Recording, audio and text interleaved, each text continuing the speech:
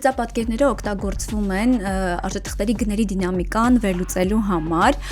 իրականում գոյություն են բազմաթիվ գծապատկերներ, որոնք որ ունեն իրենց նշանակությունը եւ կիրառման տարբեր շրջանակները, սակայն առավել հաճախ մենք հանդիպում ենք գծային գծապատկերներին եւ մոմային գծապատկերներին, որոնք որ ավելի հեշտ է դրանց տարբերությունն ինչու՞ն է։ Այո, օրինակ գծապատկերները իրենք ցույց են տալիս ժամանակի ընթացքում գնի փոփոխությունը, սակայն նրանք կառուցվում են փակման գնի հիման վրա։ Այդ օրվա վերջնական վերջին փակման գնի հիման վրա, ոչ թե այդ օրվա, այսպես նշեմ, որ ժամանակահատվածը, որի համար մենք ուզում ենք դիտել գների դինամիկան, ընտրում ենք մենք ինքներս։ Երբ որ բացենք գծապատկերները, այնտեղ վերևում սովորաբար տեսնում ենք դրված օր, ժամ, շաբաթ, ամիս, նման տիպ ցուցանիշներ եւ ընտրելով մենք ինքներս ենք ընտրում այն ժամանակաշրջանը, որի համար մենք ուզում ենք տեսնել գների դինամիկան։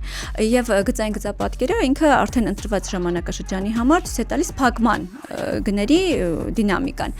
Սա ավելի հեշտ եւ պարզ վերլուծություններ իրականացնելու համար է։ Իսկ օրինակ մոմային գծապատկերները նրանք իրենց մեջ ավելի շատ ինֆորմացիա են պարունակում եւ այստեղ մենք կարող ենք տեսնել բացման, փակման, ինչպես նաեւ առավելագույն եւ նվազագույն գների վերաբերյալ տեղեկատվությունը։